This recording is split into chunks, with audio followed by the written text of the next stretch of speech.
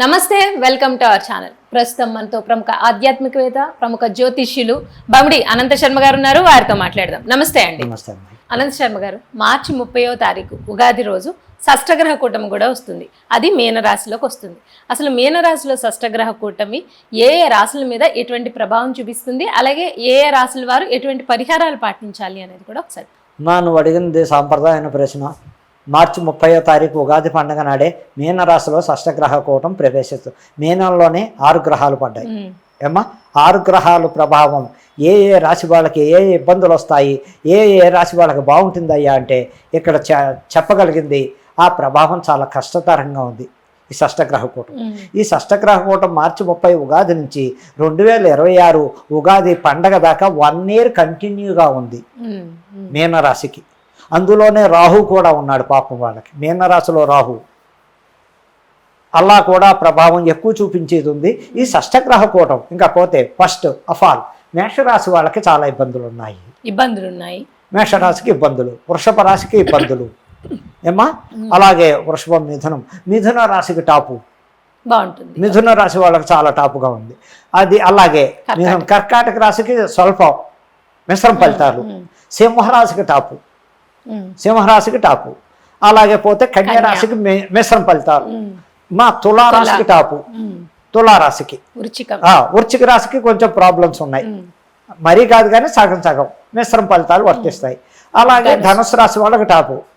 ధనుసు రాశికి చాలా బాగుంది. అలాగే మకరానికి బాగుంది, మకర రాశి వీళ్ళకి బాగుంది. కుంభరాశికి బాగోలేదు, మీన రాశికి బాగోలేదు. మీన రాశిలో బాగోలేదు. అందులో ఏనాడు శని ప్రభావం వాళ్ళకి. అందులోనే రాహు పడ్డాడు. మామూలుగానే రాహు వెంటాడుతున్నాడు. ఏనాడు శని నడుస్తోంది వాళ్ళకి ఆల్రెడీ. అలాగే కుంభరాశిలో శని, ఆ శనికిలోనే శని వాళ్ళకి ఏనాడు శని నడుస్తోంది. ఇంకా ఇబ్బందులు పడతారు. దానికి పరిష్కారం ఏంటయ్యా అంటే ఎవరు మేషరాశి వాళ్ళు ఎంతసేపు దైవారాధన ఏమిటయ్యా అంటే ఈ షష్టగ్రహ కూటానికి శివపార్వతుల గుడికి వెళ్ళడం. ఏ రాశి అయినా సరే శివారాధన. ఇంకా వృషభ రాశి వాళ్ళు లక్ష్మీదేవిని బాగా పట్టుకోవాలి. లక్ష్మీదేవికి ఆరాధన చేసుకుంటూ ప్రతి గురువారం నాడు లక్ష్మీదేవిని కొలవడం. శుక్రవారం కాదు, ప్రతి గురువారం నాడు అమ్మవారిని లక్ష్మీదేవికి చక్కగా చేతనైనంత ఇంట్లో చేసుకుని క్షీరాన్నం నివేదన ఇచ్చి వాళ్ళు అలా చేసుకోవడం వల్ల కూడా కొంచెం స్వల్ప ఇబ్బందుల్లోంచి బయటపడతారు. పూర్తిగా నేను గ్యారంటీ. అలాగే ఇంకా మిథున రాశి ఏం చేసినా చేయకపోయినా వాళ్ళకి దైవబలం వల్ల వాళ్ళు చక్కగా ఉంటారు. చెయ్యొద్దని కాదు, దైవానికి చేసుకోవాలి. చేసిన వాడు ఎక్కువ గణపతికి చేయాలి. గణపతికి చేసుకోవడం వల్ల చక్కగా వాళ్ళు ఉత్తమమైన ఫలితాలు ఇస్తూ ఉంటాయి. అలాగే ఇకపోతే కర్కాటక రాశి వాళ్ళకి ఎలా ఉందయ్యా అంటే ఎక్కువ చంద్రుడు అయినా వాళ్ళు కూడా ఈ కర్కాటక రాశి బుధుడిని కొలవాలి, ఈశ్వరుడిని కొలవాలి. తండ్రి కొడుకులు ఇద్దరిని కొలుచుకుని కాస్త సరైన నివేదన చేసుకుంటూ చంద్రుడికి ఎంతసేపు ప్రతి వారం ఓపుకుంటే బియ్యం దానం ఇవ్వడమే. ఓన్లీ బియ్యం, తెల్లని బట్టలు, ఓన్లీ బియ్యం ఒకటి, అందులో తగిన దక్షిణ ఇచ్చి అలా చేసుకోవడం వల్ల వీళ్ళకు కూడా ఆ చంద్రుడు, ఆ శివుడు వీళ్ళకి మంచి ఫలితాలు ఇస్తాడని చెప్పడానికి ఉంది. అలాగే సింహరాశి వాళ్ళకి ఏం పర్వాలేదు. ఇలాగే వీళ్ళు కూడా చేసుకుంటే మంచిదే. ఎలాగే అంటే వీళ్ళు ఆదివారం అప్పుడు గోధుమలు దానం ఇచ్చుకుంటే మంచిది. గోధుమలు. అలాగే కేతు అధిపతి కాబట్టి మఖా నక్షత్రం వాళ్ళ కేతు అధిపతి వాళ్ళు ఉలవలు కూడా దానం చేసుకుంటే మంగళవారం వీళ్ళకి ఇంకా స్పీడ్, ఇంకా ఫలితాలు, ఉత్తమమైన ఫలితాలు వస్తాయని చెప్పడానికి ఆస్కారం. ఇంకా అలాగే పుబ్బా నక్షత్రం సింహరాశి వాళ్ళకి సూర్య భగవానుడు అధిపతి, వాళ్ళు గోధుమలు దానం ఇవ్వచ్చు. ఇలాగే శుక్రుడు అధిపతి లక్ష్మీదేవి, వాళ్ళు కూడా లక్ష్మీదేవిని ఎంత కొలిస్తే ఆ లక్ష్మీదేవికి చక్కటి చామంతి పువ్వులతో, తామర పువ్వులతో, ఆవిడకి తామర పువ్వులు అంటే చక్కగా ఇష్టం. ఆ తామర పువ్వులతో ఒకసారి ఎప్పుడైనా లక్ష్మీ గణపతి హోమానికి 108 తామర పువ్వులతో హోమం చేయించుకోవడం వల్ల కూడా లక్ష్మీ కటాక్షం పొందడం, ఆయురారోగ్యాలతో ఉండడం. అలాగే ఉత్తరా నక్షత్రం సింహరాశి వాళ్ళు కూడా చక్కగా బాగుంది. మళ్ళీ కన్యా రాశి దగ్గరకు వస్తుందో కొంచెం ఫలితాలు మిశ్రమ ఫలితాలు వచ్చాయి. వాళ్ళు ఎంతసేపు వినాయకుడిని కొలుచుకోవడం వల్ల సంవత్సరం పొడికి వినాయకుడిని ఆరాధన, ప్రతి బుధవారం వినాయకుడి గుడికి వెళ్ళడం, ఇంత బెల్లం మొక్క ఇంత గరికి చక్కగా అక్కడ పట్టుకెళ్ళడం, అయ్యగారికి పల్లెలో పెట్టి అయ్యగారు నా పేరుని అర్చనే నామగోత్రాలతో అర్చన చేసి ఆయనకి అక్కడ సమర్పించండి మీ చేత్తో అంటే కూడా వాళ్ళకు కూడా కొంచెం ఆ వినాయకుడు బలం పెరిగి ఆయురారోగ్యాలతో ఉంటూ పనుల్లో ఆటంకాలు రాకుండా చూస్తాడని చెప్పడానికి ఆస్కారం ఉంది. ఇంకా ఇది తులారాశి. తులారాశికి అన్ని విధాల దైవ బలమే వాళ్ళకు ఉన్నదే ఇప్పుడు దైవ బలం. ఆ దైవ బలం వల్ల వాళ్ళకి ఎటువంటి ఇబ్బందులు లేవు, చక్కగా ఉంటారు, హ్యాపీగా.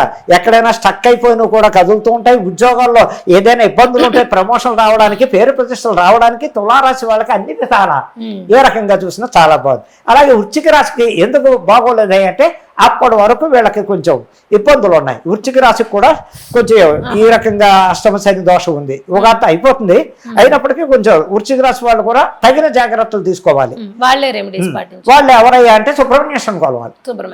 సుబ్రహ్మణ్యేశ్వరుని కూడా వాళ్ళ చక్కటి ఫలితాలు ఇస్తాడు. శనేశ్వరుడు, నేను వెంకటేశ్వర స్వామిని కూడా కొలవచ్చు. ఎక్కువ సుబ్రహ్మణ్యేశ్వరుని కొలవాలి. సుబ్రహ్మణ్యేశ్వరుడు గుడికి వెళ్ళడం, మంగళవారం పాలు ప్యాకెట్ పట్టుకెళ్ళడం, ఆ సర్పాలు పోస్తూ ఉంటే కూడా వాళ్ళకి ఆ సుబ్రహ్మణ్యేశ్వరుడు కొంచెం గ్రహ బాధను కంట్రోల్ చేసి ఆయుష్ను పెంచుతాడని చెప్పడానికి అనేక రకాల ఉపయోగాలు ఉన్నాయి. ఇకపోతే ధనుస్సు రాశి. ధనుస్సు రాశి వాళ్ళకి చాలా టాపు. అయినప్పటికీ వాళ్ళు ఎవరిని కొలవాలి అంటే ప్రతి గురువారం మేధా దక్షిణామూర్తిని, మేధా దక్షిణామూర్తి గుడికి వెళ్ళడం. లేదు అందుబాటులో ఆ గుడి దొరకలే, వాళ్ళకి దూరంగా ఉంది, దత్తాత్రేయ స్వామి గుడికి వెళ్ళడం. సాయిబాబా గుడిలోనే దత్తాత్రేయుడు సాయిబాబా ఉంటారు.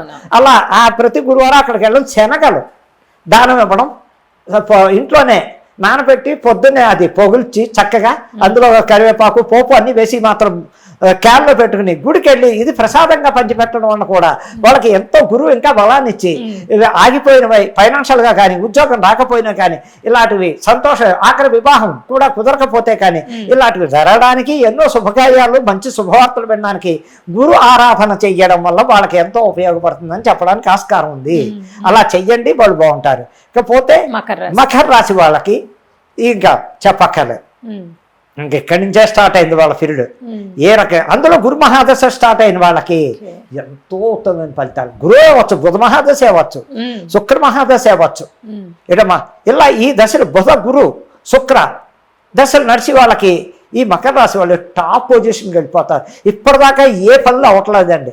ఎంత పెడితే ఎస్టాబ్లిషన్ దేని మీద పెట్టినా నష్టం, ఉద్యోగాల్లో సస్పెండ్లు, లేకపోతే అందరితో గొడవలు, మాటలు పడడం, మేము ఏ పాప ఎరకపోయినా అన్న వాళ్ళందరికీ ఏం చెయ్యాలి అంటే శనేశ్వరుని బాగా కొలవాలి. ప్రతి శనివారం ఆంజనేయ స్వామి గుడికి వెళ్ళడం, హనుమంతుడు దండం పెట్టుకోవడం, సింధూరం నుదురు పెట్టుకోవడం. లాస్ట్ ఎందులో అన్ని గుళ్ళు తిరిగాక లాస్ట్ నవగ్రహాల దగ్గరకు వచ్చి శనేశ్వరుని ప్రార్థించడం. చేతనవుతే ఇన్ని నువ్వులు వేసి దండం పెట్టడం, 9 ప్రశ్నలు చేసి ఇంకా ఆకూడదు, కూర్చోకూడదు, బయటకు వెళ్ళిపోవాలి, కాళ్ళు కడుక్కోకూడదు, బట్టలు వాచాలంటే అక్కర్లేదు. ఇలా చేసుకోవడం వల్ల ఇంకా తొందరగా శనేశ్వరుడు వీళ్ళకి బలం ఇవ్వడం. ఏదైనప్పటికీ మకర రాశి వాళ్ళకి కూడా షష్టగ్రహ కూట ఎఫెక్ట్ అంత ఉండదు. ఇంకా కుంభరాశికి విపరీతమైన కష్టాలు. వాళ్ళు ఎవరిని బాగా ఆరాధించాలంటే శతభిష నక్షత్రానికి అధిపతి రాహు దేవత దుర్గాదేవి, శని కూడా దుర్గాదేవిని ప్రతి మంగళవారం దుర్గాదేవిని, కుంభరాశి వాళ్ళు శతభిష నక్షత్రం వాళ్ళు చక్కగా ప్రతి మంగళవారం దుర్గాదేవిని ఆరాధించడం వల్ల, మంగళవారం దుర్గాదేవికి అర్చన చేయించడం వల్ల, లేదు దగ్గరలో ఉన్న అమ్మవారు ఏ అమ్మవారైనా సరే అక్కడికి వెళ్ళి వీళ్ళు అర్చన చేయించుకోవడం వల్ల అమ్మవారు ప్రసాదం స్వీకరించి తీర్థం తీసుకుని నుదుట ఇంత బొట్టు పెట్టుకోవడం వల్ల వాళ్ళకు కూడా ఆ గ్రహ బాధలు కొంచెమైనా కంట్రోల్ అవుతాయి, బాగుంటారని చెప్పి. ఇంకా మీనరాశి లాస్ట్ రేవతి నక్షత్రం మీనరాశి 12వ రాశి. ఇక వాళ్ళకి ఏళ్ళనాడు శని స్టార్ట్ అయ్యి 2 ఏళ్ళు అయింది. ఏళ్ళనాడు శని దోషం షష్టగ్రహ కూటల్లో అందులో మీనరాశిలో పడ్డాయి. ఈ మీనరాశిలో పడ్డ వల్ల వాళ్ళకి చాలా ఇబ్బందులు ఉంటాయి. వాళ్ళు ఎంతసేపు మీనరాశికి అధిపతి గురువు బుధుడు, రేవతి నక్షత్రం వాళ్ళకి వాళ్ళు ఏం చెయ్యాలి అంటే ఎంతసేపు వినాయకుడికి, బాబాకి, దత్తాత్రేయుడికి ఆ పారాయణ చేసుకుంటూ వినాయకుడికి అస్తమానం బుధవారం ఇంట్లో ఉంటే ఓపిక లేని వాళ్ళు ఇంట్లోనే చిత్రపటం పెట్టుకుని గరిక బెల్లం తెప్పించుకుని అక్కడ పూజ చేసుకుని చక్కగా స్వీకరించి ఆ గరికను కూడా ఒంటి మీద ఎక్కడో ఒకటి పెట్టుకోవచ్చు, తప్పులేదు. అలా కొన్ని బుధవారాలు వీళ్ళు చేసుకుంటూ పెడితే కూడా, గురువారాలు కూడా చేసుకుంటూ పెడితే గురు చరిత్ర పారాయణ చేయడం వల్ల కూడా, దత్త చరిత్ర పారాయణ చేయడం వల్ల కూడా వీళ్ళకి ఎంతో ఉపయోగపడుతుంది. కానీ అతి జాగ్రత్తలు వీళ్ళు పాటించక తప్పదు. దైవం మన నడతలో కూడా కొంచెం జాగ్రత్తలు పాటించాలి. ఒకళ్ళ చేతికి డబ్బులు ఇచ్చినా తిరిగి రావు వీళ్ళకి, ఇప్పుడు రావు. ఈ నేను చెప్పిన నక్షత్రాల వాళ్ళకి అప్పులు చేయకండి, అప్పులు చేస్తే తన్నులు తింటారు, అంటే టైంకి ఇవ్వలేరు, ఇళ్ళ మీకు వచ్చి దాడి చేస్తారు, నానా అసభ్యకరంగా ప్రవర్తిస్తారు. అది ఆలోచించుకోమన్నా. మీరే డబ్బు ఉన్నవాళ్ళు, ఒకవేళ మీరు అప్పిస్తే తిరిగి రాదు, తొందరపడకండి. ఒకవేళ ఎవరో వచ్చారు బంధువులైనా సరే, అయ్యో ఇప్పుడే ఎవరికి ఇచ్చి ఖర్చు అయిపోయింది, నెక్స్ట్ టైం ఆలోచిస్తా అని చెప్పాలే. కానీ తొందరపాటు ఉందని బీరువా తాళాలు తీసో లేకపోతే ఏదో ఇచ్చో పట్టుకెళ్ళంటే ఇంకా నువ్వులు ఇన్ని వేసుకోవడం, తచ్చ బ్రహ్మార్పణమష్టం అంటే ఇంకా నాకు తిరిగి రాదు అని ఇవ్వాలి ఇంకా తప్పని పరిస్థితుల్లో. అందుకని ఈ 12 రాసుల వాళ్ళు పాటించవలసిన జాగ్రత్తలు చెప్పానమ్మా. ఆ విధంగా వెళ్ళండి, ఆ దేవుళ్ళు కొలవండి, తప్పకుండా మీకు 3 వంతులైనా మంచి జరుగుతుంది, తప్పకుండా బాగుంటారని చెప్పడానికి రైట్ నమస్కారం. అండి. నిజంగా షష్ఠగ్రహ కూటమి వల్ల ఏ రాసులకి ఎలా ఉంటుంది, అలాగే వారు పాటించాల్సిన పరిహారాలు ఏంటి అనేది చాలా చక్కగా వివరించారండి. ధన్యవాదాలు.